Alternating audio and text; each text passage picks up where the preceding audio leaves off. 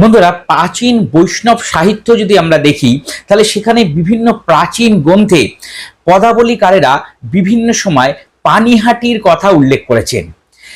বৈষ্ণব গ্রন্থ থেকে আমরা পাই সেই বিখ্যাত কথাটি, পানিহাটি সমগ্রাম নাহি গঙ্গা তীরে, বড় বড় সমাজ আর পতাকা মন্দিরে।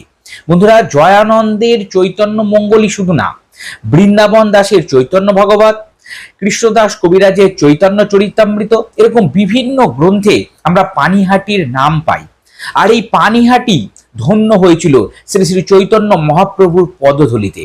এই পানিহাটি ধন্য হয়েছিল নিত্যানন্দ মহাপ্রভুর চরণধূলিতে। বন্ধুরা, সামনেই আসছে দণ্ড মহোৎসব, চিরাদধি দণ্ড মহোৎসব, যেটা পানিহাটির ঐতিহ্য।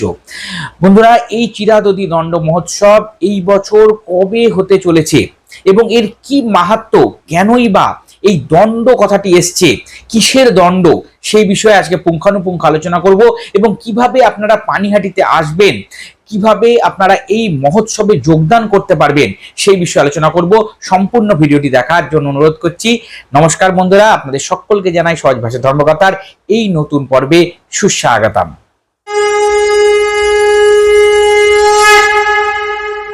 নিকটে না আয়ুষ্যচোরা ভাগো দূরে দূরে, আজি লাগি পাইয়াছি দণ্ডিব তোমারে। দহি চিরা ভক্ষণ করাহ মোর গণে, শুনিয়া আনন্দ হইল রঘুনাথের মনে। কৃষ্ণদাস কবিরাজের চৈতন্য চরিতামৃত অনুসন্ধান করে জানা যায় 1517 সালের জ্যৈষ্ঠ শুক্লাপক্ষের ত্রয়োদশীর তিথিতে শ্রী নিত্যানন্দ প্রভু যখন পানিহাটির গঙ্গা তীরে ভক্ত পরিবৃত্ত হয়ে এক ছায়ায় বিশ্রাম করছিলেন, সে সময় রঘুনাথ দাস গোস্বামীকে তিনি এই কথাটি বলেছিলেন।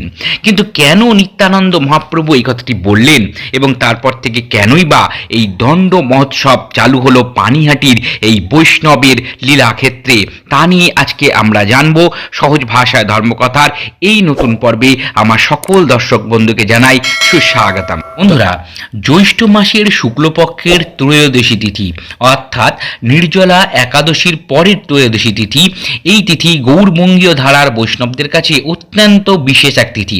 কারণ এই তিথিতে বৈষ্ণব সেবার মহিমা, গুরু ও গুরুতত্ত্বের মহিমার শিক্ষা দিয়েছিলেন নিত্যানন্দ মহাপ্রভু।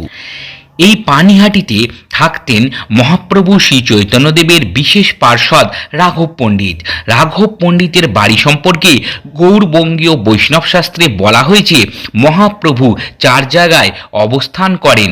একটি হলো শচীর রন্ধনে, শ্রীবাস অঙ্গনে, নিত্যানন্দের নর্তনে, রাঘব ভবনে।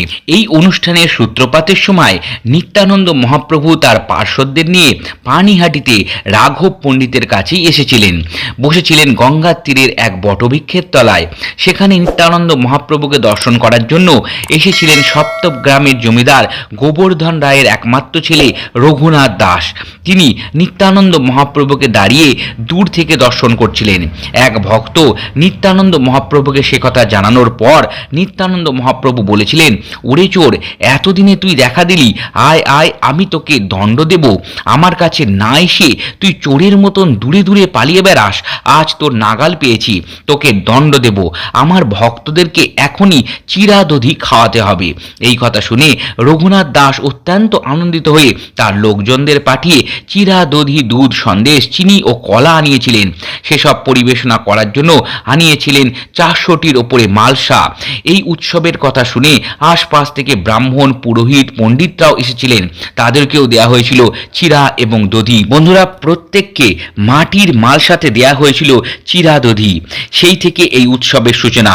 গৌরবঙ্গীয় বৈষ্ণব ভক্তদের ধারণা, এই দিনটিতে আজও নিত্যানন্দ মহাপ্রভু দই চিরার মেলায় উপস্থিত থাকেন, আর তার মাধ্যমে উপস্থিত থাকেন স্বয়ং মহাপ্রভু চৈতন্যদেব। এক দণ্ডদানের মাধ্যমে এই উৎসব শুরু হয়েছিল বলে এর নাম দণ্ড মহোৎসব। এই দণ্ড মহোৎসব নির্জলা একাদশীর পরের ত্রয়োদশীতে হয়ে থাকে। আর এই বছর 2026 সালে এই ত্রয়োদশী তিথিটি পড়ছে 26শে জুন 2026, শুক্রবার দিন রাত্রি 10:58 এবং থাকবে পরের দিন অর্থাৎ 27শে জুন 2026 শনিবার দিন রাত্রি 12:48 পর্যন্ত। উদয় তিথি অনুযায়ী এই বছর ত্রয়োদশী তিথি যেহেতু 27 জুন 2024 শনিবার দিন পড়ছে, তাই এই বছর পানিহাটি দণ্ড মহোৎসব পালিত হবে 27 জুন 2024 শনিবার দিন। মহোৎসবতলা ঘাটে এই বিশেষ দিনে অত্যন্ত বেশি ভক্ত সমাগম হয়, যার জন্য আপনাদের প্রত্যেকের উচিত প্রশাসনের সাথে সহযোগিতার হাত বাড়িয়ে দেওয়া এবং প্রশাসনের নির্দেশ মতন সুশৃঙ্খল আচরণ করা। দর্শক বন্ধুরা, আপনারা যারা চিড়েদধি দণ্ড মহোৎসব পানিহাটিতে এসে দেখতে চান, তারা কিভাবে আসবেন, কিভাবে উপস্থিত হবেন এই মহোৎসবতলা ঘাটে, সে বিষয়ে এবার চলুন জেনে নিই। বন্ধুরা, আপনাদের আসতে হলে কোন্নগর স্টেশনে এসে সেখান থেকে পানিহাটির খেয়া পেরিয়ে আপনারা সরাসরি দণ্ড মহোৎসবতলা ঘাটে আসতে পারেন। এছাড়া শিয়ালদা মেন লাইন থেকে ট্রেন ধরে সোদপুর স্টেশনে আপনাদের আসতে হবে এবং সোদপুর স্টেশন থেকে অটোতে আপনারা পানিহাটি দণ্ড মহোৎসবতলা ঘাটে এসে উপস্থিত হতে পারেন। বন্ধুরা, এইবার আসি এই বিশেষ দিনে আমরা বাড়িতেই শ্রী বিগ্রহকে কিভাবে বিশেষ পুজো সেবা দেব। বন্ধুরা, এই ক্ষেত্রেই আপনাদের সকালেই শ্রী বিগ্রহকে স্নানাদি ক্রিয়া সম্পাদন করতে হবে। যদি পঞ্চামৃত দ্বারা স্নান করানো সম্ভব হয়, তাহলে অবশ্যই এই বিশেষ দিনে সকালে শ্রী বিগ্রহকে পঞ্চামৃত দ্বারা স্নান অভিষেক করে নেবেন। এরপরে আপনারা বাড়িতেই চিড়ে এবং দই সাথে মিষ্টি, বিভিন্ন রকমের ফল ইত্যাদি আপনারা দিয়ে ফলার হিসাবে এই বিশেষ দিনে ভগবানকে ভোগ প্রসাদ নিবেদন করবেন এবং অবশ্যই তুলসী পত্র এই সমস্ত ভোগের ওপরে আপনারা দেবেন। এবং যদি সম্ভব হয় মাটির সরাতে আপনারা এই বিশেষ ভোগের আয়োজন করতে পারেন।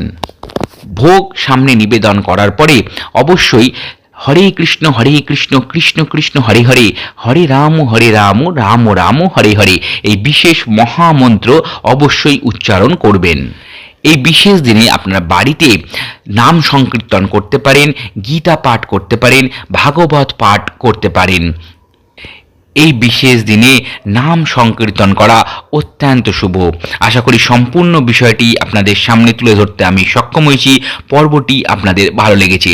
যদি পর্বটি ভালো লেগে থাকে অবশ্যই একটি লাইক দিয়ে আমাকে উৎসাহিত করুন। সহজ ভাষা ধর্মকথায় এরকম আরও পর্ব পেতে সহজ ভাষা ধর্মকথাকে সাবস্ক্রাইব করে পাশে থাকা বেল বাটনটা ক্লিক করতে কিন্তু ভুলবেন না, যাতে এই রকম পর্বের ভিডিও নোটিফিকেশনগুলো আর আপনাদের মিস না হয়ে যায়।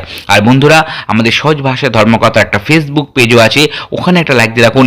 হিন্দু ধর্মশাস্ত্রের বিভিন্ন বিষয়, মন্ত্রতন্ত্র ওখানে নিয়মিত আলোচনা হয়ে থাকে। আর বন্ধুরা, এই পর্বটা অবশ্যই আপনাদের বন্ধুদের সাথে শেয়ার করুন, সকলকে জানতে সাহায্য করুন। সকলে ভালো থাকবেন, সুস্থ থাকবেন। দেখা হবে পরবর্তী পর্বে। হরে কৃষ্ণ কৃষ্ণ কৃষ্ণ হরে হরে, হরে রাম রাম রাম হরে।